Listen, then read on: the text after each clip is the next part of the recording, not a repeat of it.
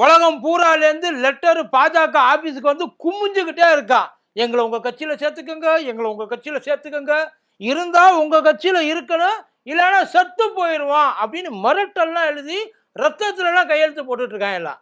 யாருக்கிட்ட தெரியுமா வருது? பூராமே வந்து இந்த ரேபிஸ்ட்டு, சைல்டு அபியூசர்ஸு, அப்புறம் மொலஸ்டர்ஸு, குறிப்பா சொல்லணும் அப்படின்னா பொம்பளை பொறுக்கிகள். உலகத்தில் இருக்க எல்லா பொம்பளை பொறுக்கிகளும் இந்த பொம்பளை அலைஞ்சாங்களும் ஒரு முடிவில் இருக்கிறாங்க.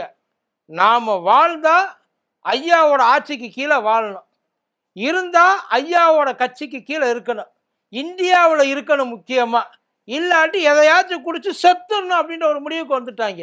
அப்படி ஒரு நம்பிக்கையை, அப்படி ஒரு என்கரேஜ்மெண்ட்டை, அப்படி ஒரு கான்ஃபிடென்ட்டை அவங்களுக்கு கொடுத்துருக்கு ஐயா மோடியுடைய அரசு. வேற எதுவும் கிடையாது. இப்போ இதுக்கு முன்னாடி அதான் இந்தியாவில் ஏகப்பட்ட ரேப் கேஸ் எல்லாம் இருக்குப்பா, அதெல்லாம் சும்மாலாம் சொல்லக்கூடாது. ஒரு நாளைக்கு வந்து பதிகிற கேஸே வந்து நம்மளால் அதை அப்லோடு பண்ண முடியாத அளவுக்கு அவ்வளோ வேகமாக இந்தியாவில் போயிட்டுருக்கு. பட் இருந்தாலும் ஒரு சில கேசஸ் வந்து அப்படியே நம்மளே என்டையர் கண்ட்ரியை வந்து ஷேக் பண்ணி விட்டுரும். அப்படி இந்தியாவே உழுக்கின ஒரு கேஸு தான் உன்னாவ். அப்படி ஏற்கனவே உழுக்கின அந்த உன்னாவ் கேஸு இன்னொரு முறை பயங்கரமாக உழுக்குன்னு உழுக்கியிருக்கு. ஆளை வெளியில் போய் சொல்லிட்டாங்களா? உங்களையெல்லாம் உள்ளே வச்சுருந்தா ஐயா எங்களை என்ன நினைப்பார்? நீங்கள்லாம் உள்ளே இருக்கலாமா? இத்தனை நாள் உங்களை உள்ளே வச்சுருந்ததுக்கு எங்களை மன்னிச்சிருங்க, இனிமேல் நீங்கள் தாராளமாக வெளியில் போயிட்டு உங்களோட சேவைகளை தொடருங்கன்னு சொல்லி அனுப்பிச்சு வச்சுருக்காங்களா? பார்த்துருவோமா?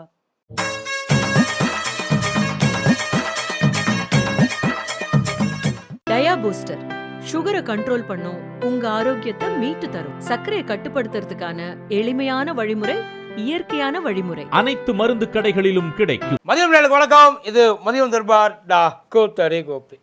இப்படியெல்லாம் இருந்தால் அப்புறம் எவனுக்கு தான் இந்த கட்சியில் சேரணுன்ற அந்த ஆசை இருக்காது? யோசிச்சு பாருங்க. எல்லாரும் ஆசைப்படுறது நியாயம்தான். இப்போ இந்த உன்னாவு கேஸ் இருக்கு இல்லையா, அந்த உன்னாவு கேஸ் நடந்தது 2017.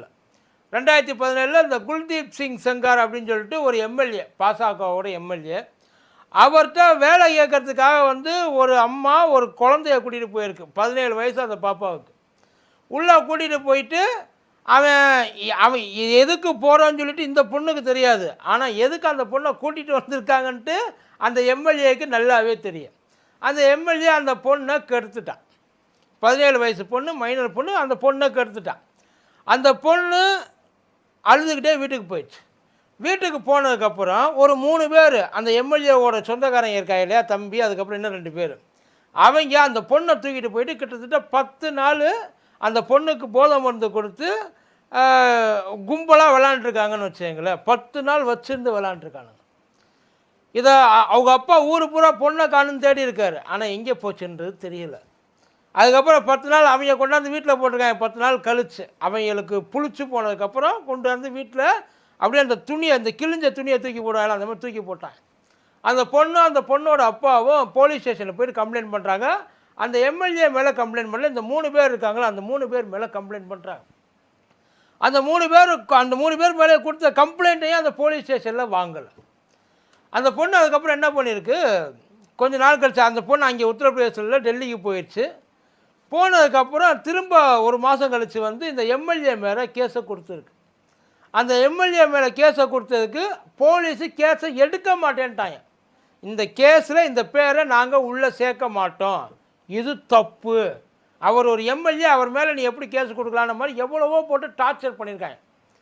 கடைசி வரைக்கும் அந்த கேஸில் அந்த எம்எல்ஏவோட பேரையே உள்ளே சேர்க்கல. காரணம், அவர் பாஜகவுடைய எம்எல்ஏ. ஒருவேளை அந்த எம்எல்ஏ ஒரு காங்கிரஸோட எம்எல்ஏவாவோ, ஒரு ஆம் ஆத்மியோட எம்எல்ஏவாவோ, இல்லை ஒரு கம்யூனிஸ்டோட எம்எல்ஏவாவோ இருந்திருந்தால் அடித்து தூக்கி நகர்த்தி இருந்திருப்பாங்கன்னு வைங்க. ராகுல் காந்தி வரைக்கும் அரெஸ்ட் பண்ணியிருப்பாங்க. ஆனால் அந்த எம்எல்ஏவோட பேரை அந்த இடத்துல அவங்க சேர்க்கவே இல்லை. அந்த பொண்ணு 17 வயசு பொண்ணு, நல்லது கேட்டுங்க, 17 வயசு பொண்ணு. அந்த பொண்ணு கோர்ட்டு மூலியமாக போய் அந்த கேஸை, அந்த பேரை வந்து அந்த குல்தீப் செங்கார் இருக்கார் இல்லையா, அவரோட பேரை சேர்க்கணும்னு சொல்லி கோர்ட்டில் கேஸ் போட்டிருக்கு. கோர்ட்டில் போய் கேஸை போட்டோன்னு இவங்க என்ன பண்ணிட்டாங்க, அந்த பொண்ணோட அப்பா மேலே இன்னொரு கேஸு, ஒரு இந்த ஆயுதம் வச்சுருக்க கேஸ் ஒன்று போட்டாங்கன்னு வைங்களேன். கேஸு போட்ட உடனேயே, போலீஸ் ஸ்டேஷனில் பதிஞ்ச உடனேயே அந்த பொண்ணோட அப்பாவை தூக்கிட்டு ஸ்டேஷனுக்கு வந்துட்டாங்க. கிட்டத்தட்ட ஒரு 6 நாள் வச்சுருந்துருக்காங்க. இதுக்கடையில் என்ன பண்ணியிருக்கான் அந்த பொண்ணு, ஊபியோட முதல்வர் ஐயா யோகி இருக்கார்ல, யோகி ஆனந்த் அந்த அவரோட அந்த வீட்டு முன்னாடி நான் என்னைய கொளுத்திக்க போகிறேன், எனக்கு நியாயம் கிடைக்க மாட்டேங்குது அப்படின்னு சொல்லி கொளுத்திக்க ட்ரை பண்ணியிருக்கு விட்டால் சத்து இருக்காது. உடனே அதுக்கப்புறம் தான் பயங்கர ஃபயர் ஆச்சு, நாடு முழுக்க அது வந்து பற்றிக்கிச்சு. இதுக்கடையில் அந்த பொண்ணு கொளுத்திக்கிட்ட அடுத்த நாள் அந்த பொண்ணோட அப்பா போலீஸ் ஸ்டேஷனில் செத்து போயிட்டார். Custodial death. கேட்டால் ஸ்டேஷனுக்குள்ளே ஒரு கலவரம் நடந்துச்சு, அதில் செத்து போயிட்டாருன்ட்டாங்க. அதில் செத்து போயிட்டான்ட்ட அந்த பொண்ணு எதுக்காக அதை பண்ணாங்கன்னா அந்த பொண்ணு இத்தோடு அடங்கிடும் அப்படின்னு நினச்சாங்க. ஆனால் அந்த பொண்ணு விடாமல் போராடிச்சு. அதுக்கப்புறம் வேறு வழியே இல்லாமல் இந்த ஆளை வந்து சேர்த்தாங்க. யாரை? இந்த குல்தீப் சிங்கை வந்து சேர்த்தாங்க. சேர்த்ததுக்கப்புறம் உடனே எஸ்ஐடி ஃபார்ம் பண்ணி ஒரு சிபிஐ என்கொயரி போட்டு அந்த சிபிஐ கேஸை எடுத்து அதுக்கப்புறம் அவரை வழக்கில் சேர்க்குறாங்க. இந்த கேஸு கோர்ட்டில் நடந்துக்கிட்டு இருக்க பொழுது அந்த பொண்ணோட குடும்பத்தை சேர்ந்த 2 பேர் ஆக்சிடெண்ட்டில் செத்து போயிடுறாங்க. அந்த பொண்ணோட லாயர் மகேந்திர சிங்கை யாரோ ஒருத்தர், பொண்ணோட லாயர், அவரும் வந்து ஒரு காரில் வந்துட்டு இருக்கப்போ அந்த காரு ஆக்சிடெண்ட்டுக்கு உள்ளாகுது. நல்ல வேளை அந்த பொண்ணு தப்பிச்சிச்சு, லாயர் செத்து போயிட்டார்.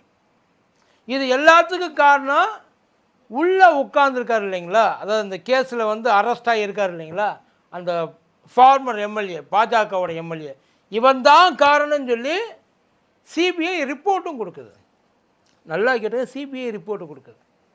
இதை எல்லாத்தையும் பார்த்துட்டு அவரை போக்சோ ஆக்டையும் சேர்த்து எல்லாத்தையும் இந்த ஒரு 4 பேர் இருக்காங்க இல்லையா, 4 பேரையும் சேர்த்து லைஃப் இம்ப்ரிஸ்மெண்ட் அந்த ஆயுள் அந்த இது இருக்கு இல்லையா, ஆயுள் காலம் தண்டனை, அந்த ஆயுள் கால தண்டனைக்கு போட்டுறாங்க. போட்டதுக்கப்புறம் சரி எப்பாடா இதோட முடிஞ்சிச்சு, பல போராட்டங்களுக்கு அப்புறம், பல பேரை இழந்ததுக்கப்புறம் இப்போ திடீர்னு பார்த்தா அவரை அந்த இதுலேருந்து நாங்கள் ரிலீஸ் பண்ணுறோம், பெயில் கொடுக்குறோம். அந்த ஆயுள் தண்டனை வாழ்நாள் சிறைன்னு சொல்கிறாங்க, லைஃப் இம்ப்ரெஸ்மெண்ட்டு, அதை வந்து நாங்கள் ரத்து பண்ணுறோம், வேண்டாம் அப்படின்னு சொல்லி டெல்லி ஹைகோர்ட்டு திடீர்னு ஒரு நியூஸ் யாரும் எதிர்பார்க்கல. இது கண்டிப்பாக ஆல்ரெடி வந்து அதாவது அந்த கேஸில் உள்ளவங்க எதிர்பார்க்காம இருந்திருக்கலாம், நம்ம எதிர்பார்க்காம இருந்திருக்கலாம். ஆனால் 2 பக்கம் இருக்க லாயருக்கும் அந்த போலீஸுக்கு சிபிஐக்கும் தெரியாமலாம் இருக்காது, வாய்ப்பே இல்லை. இந்த நியூஸை கேட்ட உடனே அந்த பாதிக்கப்பட்ட அந்த பொண்ணும் அவங்க அம்மாவும் கூடவே சேர்ந்து இன்னொரு சோஷியல் ஆக்டிவிஸ்ட் ஒருத்தவங்க அவங்க போராடுறாங்க, டெல்லியில் போராடுறாங்க.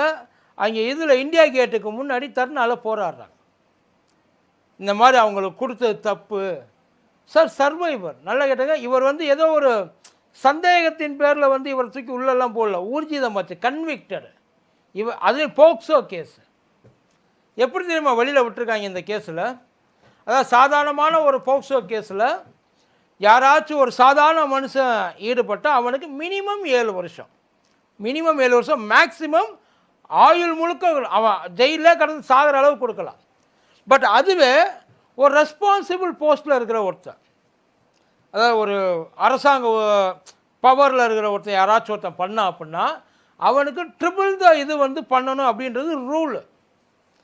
ஆனால் இங்கே என்ன பண்ணிட்டாங்கன்னா, இவர் ஜஸ்ட் ஒரு எம்எல்ஏ தான், இவர் ஒன்றும் பவர்ஃபுல்லான போஸ்ட்டில் எல்லாம் கிடையாது, இவர் ஒன்றும் பப்ளிக் சர்வெண்ட்டு கிடையாது. அதனால் இவர் ஆல்ரெடி 7 வருஷம் இது பண்ணிட்டதுனால நாங்கள் இந்த கேஸை இந்த தண்டனையை நாங்கள் ரத்து பண்ணுறோம். இதுதான் அவங்க இன்னும் வெளியில் வரல. அவங்க அப்பாவை போட்ட கேஸில் இன்னும் 10 வருஷம் அவர் உள்ளே இருக்கணுன்ற மாதிரி போட்டிருக்காங்க.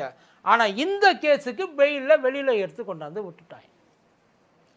எந்த அளவுக்கு வந்து அது போகுதுன்றது பாருங்கள். போக்சோ ஆக்ட்லேயே ஒரு கேட்டகரிக்கு ஒரு மாதிரி, இன்னொரு கேட்டகரிக்கு ஒரு மாதிரி. அதாவது ஒன்றுமே இல்லாதவனுக்கு ஓரளவுக்கு தண்டனை, எல்லாம் இருக்கிறவனுக்கு பயங்கர தண்டனை. ஆனால் எல்லாம் இருக்கிறவனை ஒன்றுமே இல்லாதவன் கேட்டகரியில் கொண்டாந்து விட்டுட்டு இவனுக்கு இவ்வளோ தான் தண்டனை. சார் அந்த எம்எல்ஏன்றது பப்ளிக் சர்வெண்ட்டு கிடையாதா சார்? அவன் பவரில் இருக்கிறவன் இல்லையா சார்? இதில் அண்டர் த நிறைய கண்டிஷன். என்ன கண்டிஷனு? அவர் அந்த குடும்பத்தை காண்டாக்ட் பண்ணக்கூடாது, அவர் அந்த குடும்பத்துக்கு 5 கிலோமீட்டர் பக்கத்துலேயே போகக்கூடாது, உள்ளே இருந்துக்கிட்டே ஆளை போட்டு தள்ளுறதுக்கு வேலை பார்த்தவன் வெளியில் இருந்துக்கிட்டு என்னென்ன வேலையை பார்ப்பேன். அவன் போய் கொல்லணுமா என்ன? அவன் செய்யணும்னு நினச்சா ஈஸியாக. ஏற்கனவே அவங்க அத்தையை கொண்டவனுக்கு, ஏற்கனவே அவங்க லாயரை கொண்டவனுக்கு, ஏற்கனவே அவங்க அப்பாவை கொண்டவனுக்கு இவங்க 2 பேரும் பெரிய விஷயமா என்ன? யோசிச்சு பாருங்க. அதெல்லாம் இதெல்லாம் எதிர்த்து தான் அவங்க போராடி இருக்காங்க. அவங்க போராடினதை பார்த்துட்டு கவர்மெண்ட் என்ன தெரியுமா பண்ணியிருக்கு? இந்த மல்யுத்த வீராங்கனையில் தரன்னு இழுத்துட்டு போயிட்டு உள்ளே தூக்கி போட்டு கொண்டு போய் விட்டாங்க பார்த்தீங்களா? அதை விட மோசமாக அடித்து உள்ளே முட்டியில் வச்சு இடித்து தள்ளியிருக்காங்க உள்ளே போன்ட்டு. ஏன்னா கேட்டால் போராடுறதுக்கு அங்கே பர்மிஷன் இல்லையா? அங்கே எதுக்கு அவங்க எதுக்கு அவங்க டெரரிஸ்டான்னு? அவன் ஏதாவது தீவிரவாதியா, இல்லை யாராவது நக்சலைட்டா, இல்லை வேறு ஏதாச்சும் சமூக விரோதிகளை? யார் அவங்க சார்? இது எந்த ஒரு இந்து அமைப்பு இது வரைக்கும் வரல சார். கெடுக்கப்பட்டது என்ன ஒரு இஸ்லாமிய பொண்ணா? அப்படி இருந்தால் கூட பரவாயில்ல, அதுக்கு எங்களுக்கு என்ன சம்மந்தம் இருக்கலாம். ஒரு கிறிஸ்துவ பொண்ணா, இல்லை வேறு ஏதாவது வெளிநாட்டு பொண்ணா? இப்போ இதை பங்களாதேஷுக்காக பயங்கரமாக போராடுறோம். இதுக்கு என்னடா பதில்? இதுக்கு யாராச்சும் இது வரைக்கும் எங்கேயாச்சும் கவலைப்பட்டிருக்காங்க? யோசிச்சு பாருங்கள். வாயை திறக்க மாட்டேன். இதுவரையும் ஊபி முதல்வர் வாயை திறக்கலை, நம்ம பிரதமர் வாயை திறக்கலை, நம்ம இந்த பெரிய இந்த இந்துக்களுக்காக போராடுற ஒரு குரூப் இருக்கும் பற்றி அவங்க யாருமே வாயை திறக்கலை. ஐயா தான் அடிக்கடி சொல்ல, பேட்டி பச்சாவோ பேட்டி பத்தாவோவா? குழந்தைகள் நிம்மதியாக இருக்கணும். இப்போ எதுக்காக இந்த பாஜக அப்படின்னு சொல்கிறாங்கன்னா, இப்போ இந்த மாதிரி ஒரு விஷயம் வந்துருச்சு. அவங்க அந்த பாதிக்கப்பட்ட பொண்ணு கதறுது. நியாயமாக என்ன பண்ணணும்?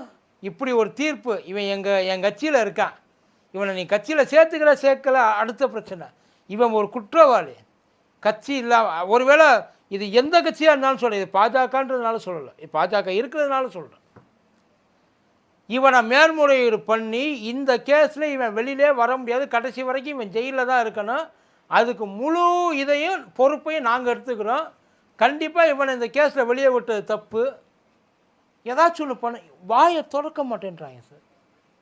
ஊராக போயிட்டு இந்த ஸ்டேட்டில் பெண்களுக்கு பாதுகாப்பு இல்லை, அந்த ஸ்டேட்டில் பெண்களுக்கு பாதுகாப்பு இல்லை. ஜுடிஷியரி சிரிப்பா ஜுடிஷியரி எதுக்கு சார்? அந்த பொண்ணு சொல்லுது, நான் செத்து போயிடலாமான்னு இருக்கேன். எனக்கு அப்போ இருந்த வலியை விட வேதனையை விட இப்போ இருக்கிற வலியும் வேதனையும் தான் எனக்கு. ஏன்னா 10 வருஷமாக போராடிட்டு இருக்கேன், பல பேரை இழந்துருச்சு, பர்சனல் லாஸ், ஏகப்பட்ட மன வலியோட. ஆனால் அதே மன உறுதியோடு போராடிக்கிட்டு இருக்கு அந்த பொண்ணு.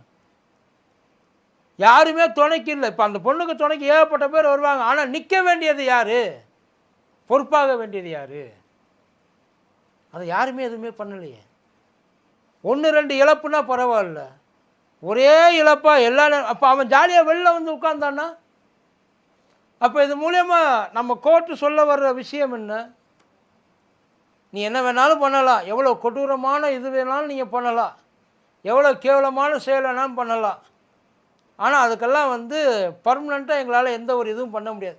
இன்னொருத்தவங்களுக்கு பூஸ்ட்டு கொடுக்குறது தானே. வெளியில் வந்ததுக்கப்புறம் என்னடா பெரிய விஷயம், பார்த்துக்கலாம், தூக்கிட்டு வா, செய்யலாம், தைரியம் தானே.